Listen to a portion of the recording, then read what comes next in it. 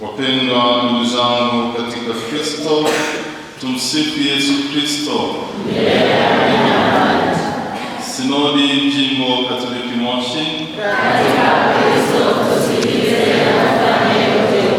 Katika Kristo tusikilize na tufanye yote upya. Sinodi Jimbo Katoliki Moshi. Jubilei ya dhahabu ya parokia yetu. Upya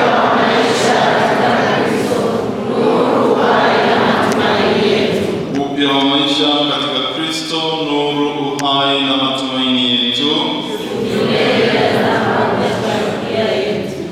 Ndugu zangu wapendwa katika Kristo, kama nilivyodokeza katika utangulizi wa misa hii, leo kanisa linafanya kumbukumbu ya Bikira Maria, mama na malkia. Tunamshukuru Mungu kwa ajili ya zawadi ya mama Bikira Maria katika kanisa, aliyekuwa mfuasi mwaminifu wa mwanawe Bwana wetu Yesu Kristo na ambaye amestahilishwa kushiriki furaha za milele mbinguni. Amevikwa taji na kufanywa kuwa malkia wa mbingu. Tunapoadhimisha kumbukumbu hii, tunamwomba atuombee nasi tudumu aminifu katika kumfuasa Kristo mwanawe, ili hatimaye nasi tuweze kushiriki furaha za milele mbinguni.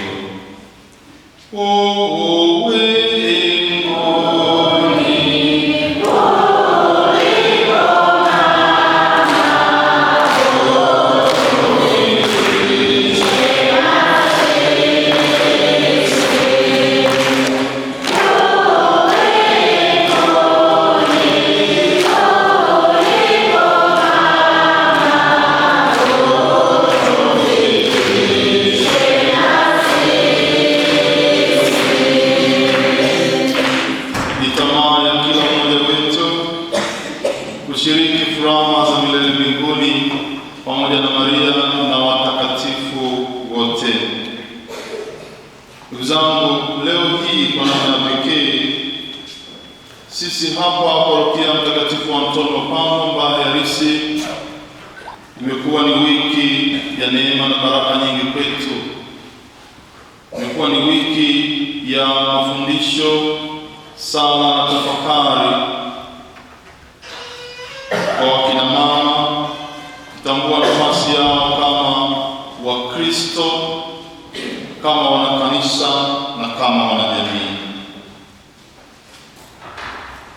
Kumbe leo hii tunafikia hitimisho hilo kwa adhimisho hili la ibada ya misa takatifu, tukiendelea kumwomba mama Bikira Maria, malkia wa mbingu, aendelee kuwaombea na kuwashika mkono katika kutimiza wajibu zenu kama wanawake wa Katoliki katika parokia yetu. Ndugu zangu wapendwa, katika juma hili zima tumepata fursa ya kutafakari kwa kina thamani, ushawishi na nafasi ya kipekee kabisa ya mwanamke Mkatoliki katika kanisa na katika jamii. Tumemwona mwanamke kuwa si tu kiumbe wa kukamilisha uumbaji, bali ni nguzo inayobeba uhai, malezi na maendeleo ya watu kiroho na kimwili. Mwanamke aliyeumbwa kwa sura na mfano wa Mungu, kama tunavyosoma katika kitabu cha Mwanzo sura ya 1 aya 27, ana utu, heshima na uwezo wa kipekee wa kutekeleza na kutenda yaliyo mema. Yeye ni msaidizi wa kufaa wa mumewe, kama tunavyosoma pia katika kitabu cha Mwanzo sura ya 2 aya 18, katika kuleta amani na kujenga misingi imara na madhubuti ya familia. Ni lango la uhai na chanzo cha upendo wa Mungu duniani. Ni mwalimu wa kwanza wa imani na maadili kwa watoto na jamii yote inayomzunguka. Wapendwa ndugu zangu katika Kristo, mwanamke ni chachu ya maendeleo. Kiimani yeye ni mtume wa kwanza ndani ya kanisa la nyumbani, ni mwalimu na mlinzi wa imani na maadili mema kwa familia, ni msaidizi mwaminifu wa mumewe katika kutekeleza kusudi la Mungu la uumbaji kwa mifano, maneno na matendo yake. Kiuchumi, mwanamke ni mtekelezaji mkuu wa sera za maendeleo ya familia kwa uchapakazi wake unaoinua na kukuza kipato cha familia, parokia na jamii kwa ujumla. Mwanamke ni mpatanishi, ni mtetezi wa haki na kiungo cha upendo na huduma kwa wenye mahitaji.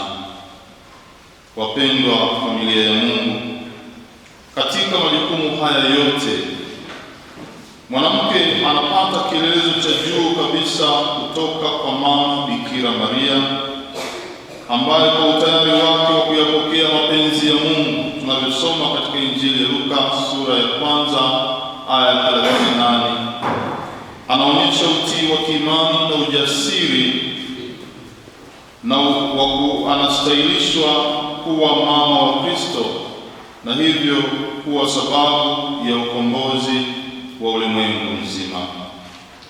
Yeye ni mama wa mkombozi na wa kanisa lote, ni mfuasi wa kwanza na mwaminifu wa Bwana wetu Yesu Kristo, ni mlezi hodari na mama wa kanisa.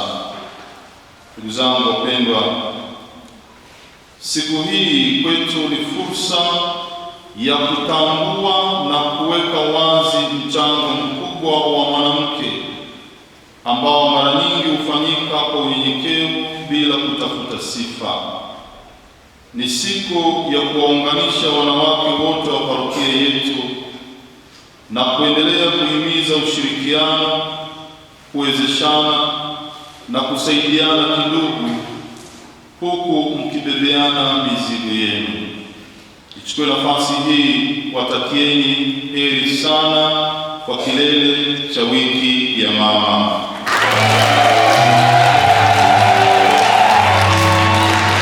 Tunawatambua wakina mama na tunatambua nafasi yenu katika kuwaunganisha na kuleta umoja wa jamii na kanisa. Kanisa lililo chombo cha ukombozi wa mwanadamu. Pale mwanamke anapowezeshwa na kupewa nafasi, anakuwa kiungo muhimu na kichocheo cha umoja katika familia, jumuiya, parokia na jamii kwa ujumla. Hata hivyo, mwanamke hawezi kuyatimiza hayo yote kikamilifu peke yake bila msaada na ushirikiano wa dhati wa mwanamume.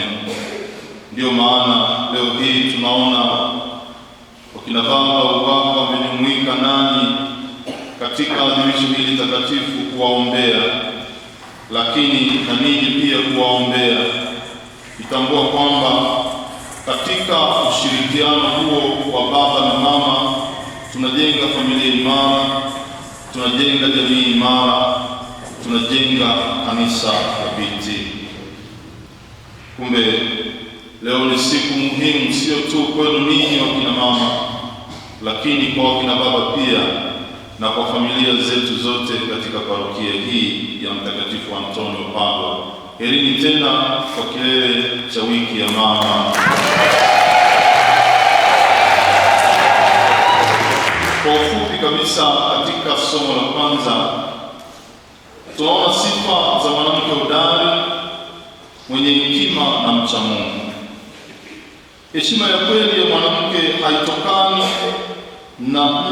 haitoki nje yake, wala haitokani na uzuri na mitindo ya dunia hii, namna anavyojipamba na kadhalika, bali inatokana na uhusiano wake wa karibu na Mwenyezi Mungu.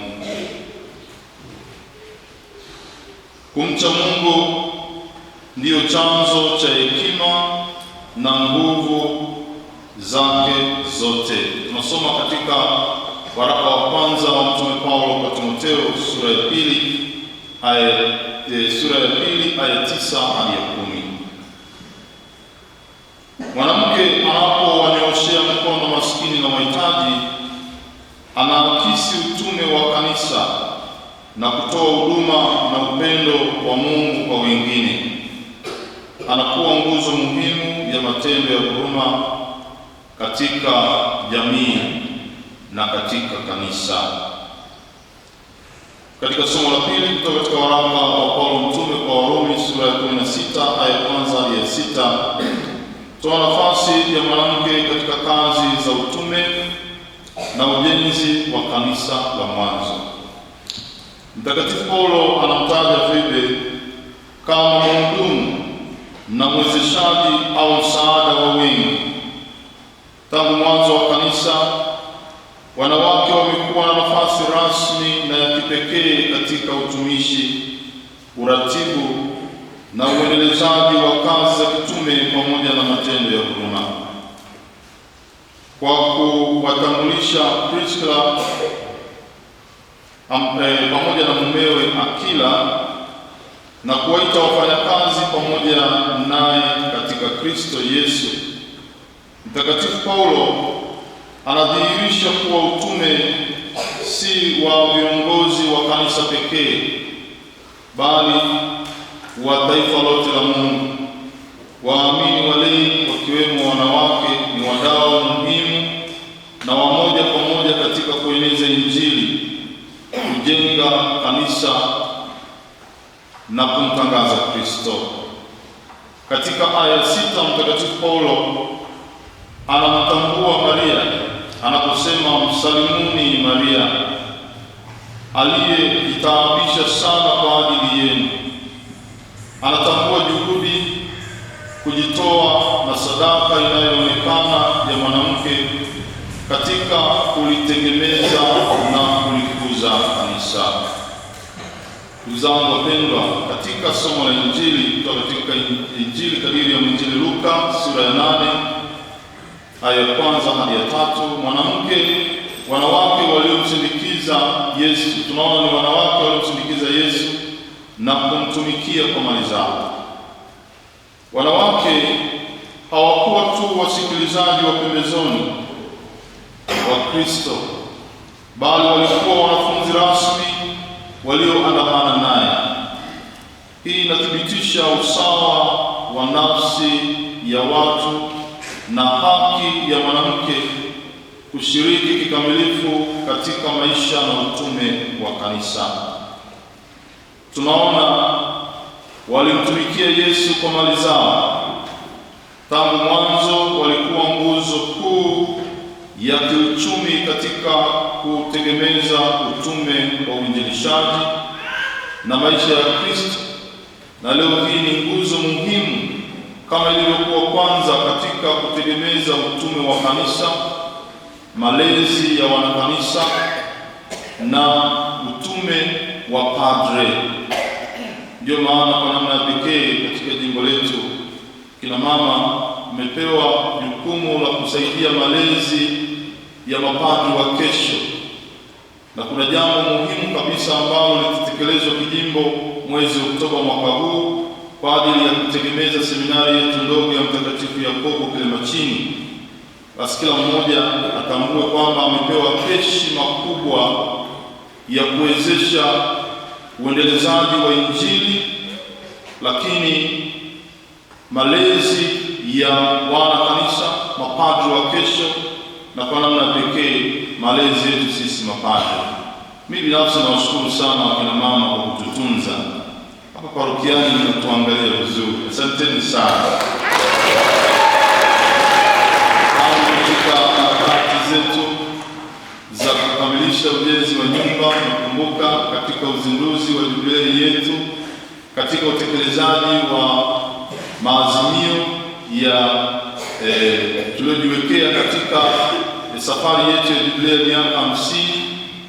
Niwapongeze pia kwamba tayari mkishafanya hija kule parokia ya Bungwe, Yote haya mnayafanya kwa upendo wenu kwa Kristo na kwa kujitoa, na hili linakuwa ni ishara na alama ya matumaini kwa familia ya Mungu katika parokia yetu ya Mtakatifu Antoni Padua hapa Mbaye Harisi. Ndugu zangu wapendwa, leo hii tunapofanya hitimisho la wiki hii maalum, wiki muhimu sana, tunaendelea kuwaombea mdumu waaminifu katika kumfuasa na kumtumikia Kristo, mkifuata mifano ya Mama Bikira Maria na wanawake watakatifu tunaowasikia katika maandiko matakatifu. Msimame katika nafasi zenu kama walinzi na watetezi wa imani na maadili, wawajibikaji katika kukuza uchumi wa familia na wanaoratibu mambo yote yanayohusu maendeleo ya mtu kiroho na kimwili katika jumuiya, parokia na katika jamii kwa ujumla. Tunawaombea muonyeshe sura ya Kristo, Kristo aliye mtakatifu, aliye mwema, Kristo anayejali watu wake, anayewapenda watu wake. Katika utendaji wenu onyesheni sura ya Kristo. Katika familia, waume zenu waonje upendo wa Kristo unaomiminika kutoka ndani yenu, Kristo ambaye amewaimarisha kwa Ekaristi takatifu mnayoipokea, akawajaza na pendo lake, akawajaza na nguvu ya kuwa mashahidi wake. Kawe mfano bora katika familia zetu. Kawe walezi wa watoto wetu. Leo hii tuna changamoto nyingi kabisa zinazoikumba jamii, lakini matatizo hayo mengi yanaanza katika familia. Familia ambayo haina hofu ya Mungu, ambayo haikujisimika katika Mungu, inakuwa ni familia inayojihatarisha au kujiweka katika hatari kubwa ya kuvamiwa na mwovu Shetani. Na Shetani akisha jitwalia nafasi, anavuruga kweli, anaharibu kabisa. Kwa hiyo uharibifu unaanza ndani ya familia na unasambaa kwa jamii yote. Leo hii tunaongea habari ya wavuta bangi, tunaongea habari ya wanyogongo au ulevi wa mapombe haya tunayoyazungumza huko kila siku. Kuna pombe aina nyingi na nyingine hata majina yake hayajulikani, lakini unaona zote zinaelekea watu hawa. Watu ndio wanao zinanywewa na watu, wana familia. Sasa tunaweza kuongea habari ya wakina baba na vijana, lakini wako pia wakina mama wenzenu ambao ni wanywaji wazuri tu, wanaokunywa kweli kweli. Leo hii tunaongea habari ya kukosekana kwa uaminifu katika ndoa, uaminifu katika biashara na mambo mengine kama haya. Leo hii tunaongea habari ya masuria. Parokia yetu tuna vijana wengi ambao wanaishi maisha ya unyumba bila ndoa au masuria. Hayo yote yanaelezea udhaifu mkubwa wa kiimani katika familia. Tunamwomba Mungu katika maadhimisho ya jubilei yetu ya miaka 50 atujalie ili tuweze kweli kubandukana na hayo yote yasiyompendeza Mungu, kama tunavyosali katika ile sala yetu, na kujifungamanisha zaidi na Kristo na kuyakumbatia yale yanayokuza imani yetu, yanayoimarisha na kukuza imani yetu, yanayotuwezesha kumwonyesha Kristo, kumtambulisha Kristo kwa kumwonyesha Kristo katika maisha yetu. Basi nawaombea ili tuendelee kuwa nguzo imara katika imani na katika malezi ya familia. Kwa namna pekee tunawaombea wakina baba. Ninyi ni vichwa vya familia, ninyi ni walinzi wa imani. Msimame katika nafasi yenu kama Mtakatifu Yosefu, kama watunga sera, kama viongozi, na kushirikiana na wake zenu. Kwa pamoja mnajenga familia imara, na familia imara zinajenga kanisa imara, na kanisa imara linajenga jamii imara ya watu wa Mungu. Ndugu zangu wapendwa, na watakieni basi heri na furaha katika adhimisho lenu siku hii ya leo, na ninawaombeni uimarisho zaidi katika imani, na kila mmoja asimame katika nafasi yake kama shahidi mwaminifu wa Kristo. Herini tena kwa kilele cha wiki ya mama. Herini kwa sikukuu yenu.